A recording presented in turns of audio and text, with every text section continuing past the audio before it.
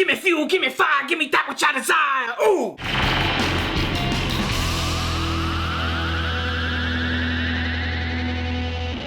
Things get distinctly metal in this episode of JoJo's bizarre adventure, Golden Wind, as the alternate personality of the boss, Doppio, has a battle to the death with Risotto Nero and his stand, which goes by the name of Metallica. There have been a lot of stand names in the series that I've absolutely loved. I think so far, though, Golden Wind, without a shadow of a doubt, has the coolest name for the stands. Almost every single one is named after a band, or it's at least something that is really closely related to the overall power that the stand is able to pull off, and Metallica is perfect for Risotto Nero, because his stand has the ability to manipulate the iron within people's bodies, as well as his very own.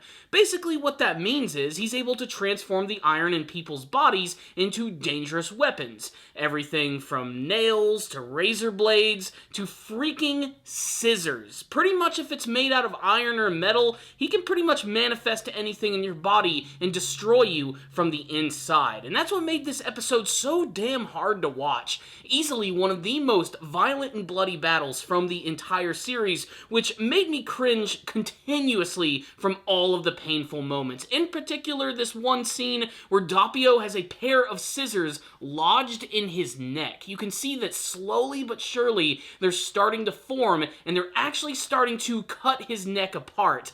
Luckily, he is communicating with the boss, which allows him to sort of come up with a pretty decent strategy, knowing when all of these things are actually going to happen, thanks to the power of King Crimson. And he's able to escape death multiple times throughout the course of the episode, but Risotto is no slouch. This dude is a bad motherfucker. Overall, this was a really simple episode of JoJo, however. It was basically just Doppio fighting against Risotto. But honestly, I think it's one of the best battles from the entire series, and one of the most unique ones. A lot of the times in the JoJo anime, you always see the heroes fighting against another villain, which typically is a stand user. Now we have rival bad guys going at it with one another, and it immediately changes the atmosphere and tone of everything.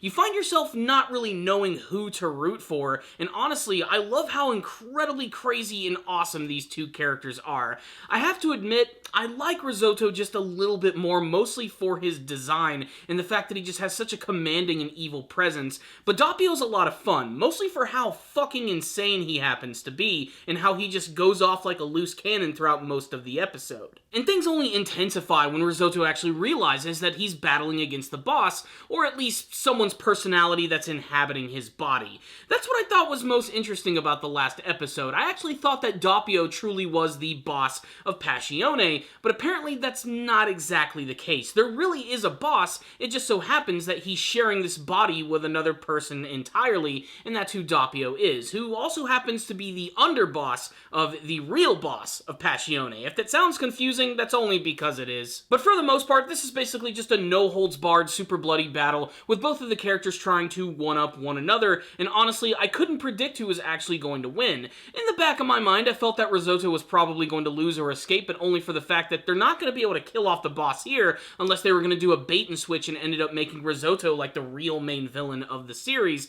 But spoiler warning, things don't exactly actually go that way. So some of my favorite scenes from this episode is the fact that Risotto can manipulate iron in people's bodies, but he can also utilize iron powder to basically transform himself into an invisible person.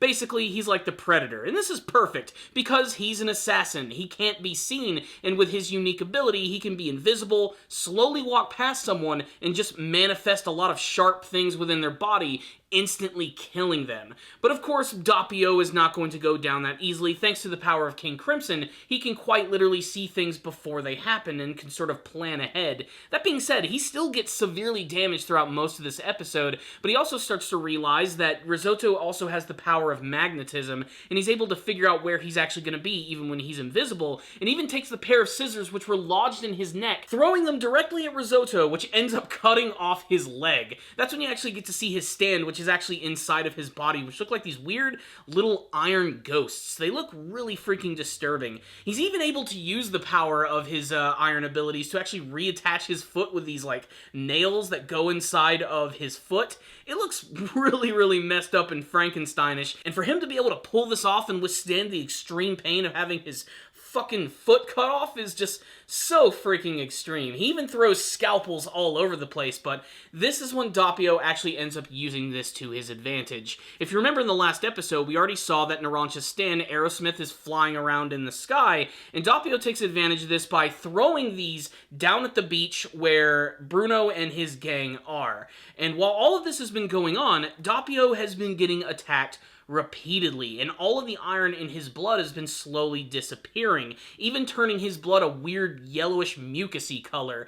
And when this happens, you actually have less oxygen in your body. Basically, it's as almost if he's not even there and the Aerosmith stand is not going to be able to sense him, but now that they know that someone's attacking on top of the ridge, Narancia immediately is able to send Aerosmith over there, and since Risotto is the only one who seems to be breathing heavily and having a lot of oxygen in his body, he ends up getting blasted multiple times with Aerosmith, inadvertently losing the battle. I think if Aerosmith was not there, Risotto would have probably won this fight, but this is just another one of those cases. It doesn't matter how powerful you are, you never really know what's going to happen in a JoJo battle. It's all about strategy, and Doppio managed to come out on top in what might be one of the most shocking twist endings that I've seen from any episode of the series, and you know what? I freaking loved it. What's the rundown on this episode of JoJo's Bizarre Adventure Golden Wind? A simple episode, which is just full of action and really amazing super bloody moments. Like I said, a really cringy looking episode in terms of seeing the damage that are actually done to the characters, especially Doppio. Throughout this entire episode, just the worst things happen to him. Like I said, the scene of watching the scissors start to protrude from his neck, just that entire scene was one of the just most disturbing and horrifying things that I have ever seen. For him to keep his cool and pull that out and use it as a weapon was insane. Watching razor blades explode out of his head with extreme detail was also really sick. It's also worth mentioning that a lot of the times they tend to censor a lot of the violence in the series, and I didn't really see much, if any, of that in this episode. This was just a fully big, full-on rated R type of episode of JoJo, and if you're not really into the extreme violence, this episode might kind of turn you off a bit. For me, it just showed me how intense this actual battle is, and for them to actually get rid of Risotto at this point is probably a good thing. He has an incredibly powerful stand, which allows him to have an extreme advantage against just about every user, just for the fact that he becomes invisible, and he can just sneak past you, and boom, you're practically dead. The things that he can manifest in your body, I can only imagine how crazy he can actually get with those. I wonder if it's only small objects, or if he can do something crazy, have a sword manifest in someone's body and just completely cut them in half, maybe axes or big giant iron weapons. I'm really interested to see what he could potentially do, but we're not going to see that because he got killed by fucking Aerosmith, which was a really nice twist, and I honestly didn't see that coming, and the way that they actually built up to that was one of the best things about this battle, and I cannot wait to see more of Doppio and his insane nature, and hopefully eventually getting to see the real boss.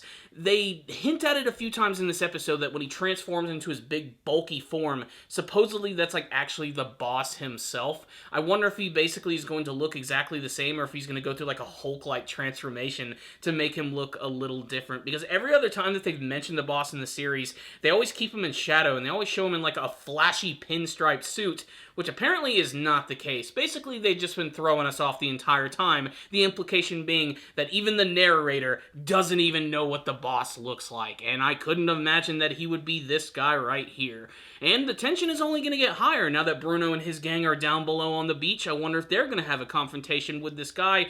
Only time will tell as we watch in the next episode of the series. Again, as someone who does not read the manga version of JoJo, this episode blew me away with all of its surprises, its twists, and its turns.